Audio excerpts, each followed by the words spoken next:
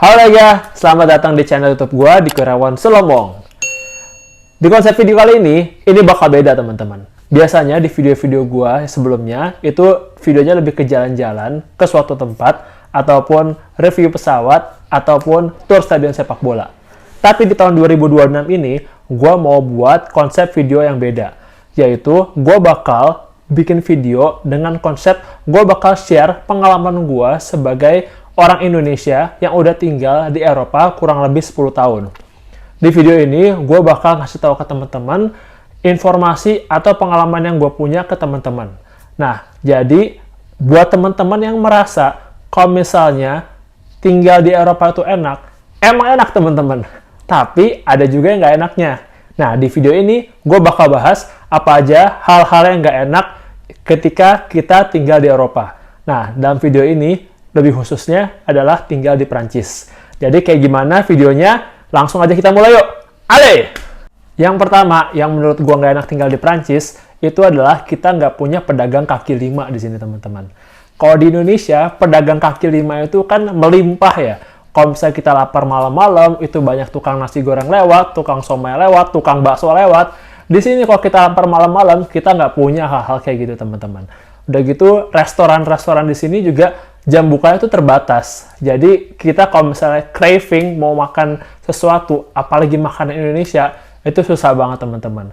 Jadi gue nyadar ketika gue udah tinggal di sini, oh ternyata tuh di Indonesia tuh enak banget ya, pedagang kaki lima ada di mana-mana. Itu hal yang gue take it for granted sebelum akhirnya gue tinggal di sini teman-teman. Next, yang kedua, menurut gue nggak enaknya tinggal di sini, buat teman-teman Muslim itu kalau misalnya mau ibadah sholat itu relatif susah teman-teman. Karena di sini nggak kayak di Indonesia. Di Indonesia teman-teman mau kemana aja, ke mall ataupun ke tempat-tempat lainnya, biasanya ada musolanya dan ada tempat wudhunya. Di sini tuh nggak kayak gitu teman-teman. Di mallnya nggak ada musolanya.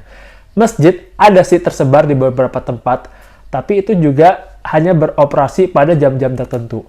Jadi contoh, mereka itu akan buka 15 menit sebelum jam waktu sholat. Terus abis sholat selesai, kayak 15 menit atau 30 menit kemudian juga akan ditutup kembali. Jadi susah sih teman-teman kalau misalnya mau melakukan ibadah sholat di sini. Jadi makanya kalau menurut gue, buat teman-teman di Indonesia itu kemewahan banget bisa ibadah sholat di banyak tempat karena di Indonesia disediakan masjid dan musola di mana-mana. Yang ketiga, kalau menurut gua nggak enak tinggal di sini, birokrasinya itu lumayan ribet teman-teman. Ketika kita mau ngurus administrasi atau dokumen atau apapun itu, biasanya itu kita harus bikin appointment dulu teman-teman. Dan bikin appointment ini nggak gampang. Jadi kita harus bikin appointment-nya itu 1-2 bulan sebelumnya. Terus kita juga harus compete sama orang lain untuk dapat appointment tersebut. Nah, tapi tergantung ya, tergantung kotanya. Semakin kotanya besar, semakin susah untuk dapat appointment-nya. Nah, terus ketika kita udah dapat appointment-nya, kita harus datang sesuai dengan jam appointment kita. Terus udah gitu kita masukin semua dokumen-dokumen kita. Nanti akan diproses, prosesnya lumayan lama juga. Ketika misalnya contoh, kartu izin tinggal kita udah jadi, kita masih harus bikin appointment lagi buat ngambil kartu tersebut teman-teman. Dan untuk ngambil appointment-nya itu juga harus compete lagi sama orang lain, jadi susah banget teman-teman. Lumayan ribet untuk birokrasi di sini. Mungkin mirip-mirip ya sama di negara lain, tapi ini adalah salah satu yang menurut gua nggak enaknya tinggal di sini.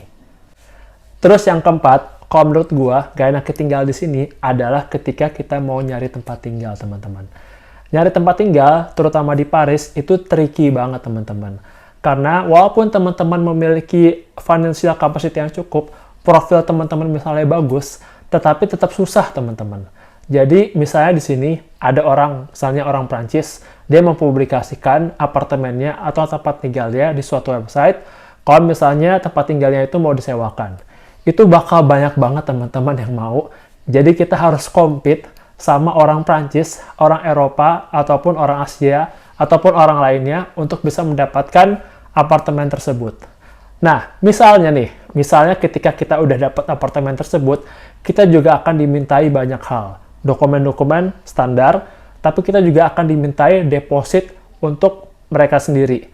Nah, depositnya itu tergantung dari setiap apartemen. Terus nanti kita akan digunakan deposit tersebut kalau misalnya nanti terjadi hal-hal yang tidak diinginkan di dalam apartemen tersebut. Jadi misalnya ada terjadi kerusakan, kecurian, nanti akan dipotong dari deposit yang akan kita bayarkan kepada pemilik tempat tinggal tersebut. Nah, jadi makanya lumayan tricky teman-teman kalau misalnya nyari tempat tinggal di Paris ataupun di sekitarnya. Nah, itu adalah salah satu yang bikin gak enak tinggalnya di sini.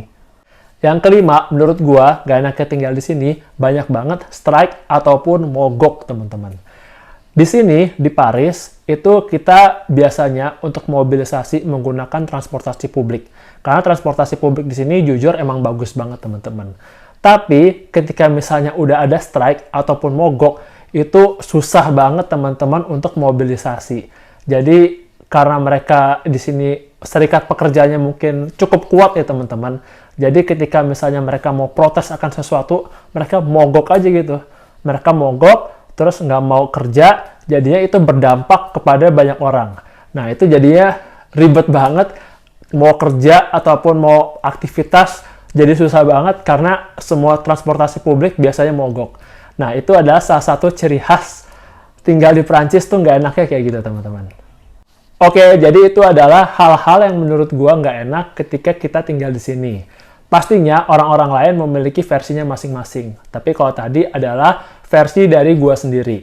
Kalau misalnya teman-teman suka video kayak gini, teman-teman komen aja di bawah kira-kira gua enaknya sharing tentang apa lagi, atau kira-kira gua sharing informasi yang kira-kira teman-teman mau butuhkan. Teman-teman tinggal komen aja, nanti gua akan kumpulin apa subjek yang paling banyak. Gua bakal bikin video khusus untuk ngebahas tentang topik tersebut. Nah, jadi makasih buat teman-teman yang udah nonton. Kalau suka video ini, jangan lupa kasih like, komen, dan juga subscribe. Kalau misalnya teman-teman ngerasa video ini bermanfaat, share juga video ini ke teman-teman kalian, ke keluarga kalian, ataupun ke pasangan kalian. Stay tune terus di channel YouTube gua di Kurniawan Solomong, dan nantikan video-video menarik berikutnya. À la prochaine!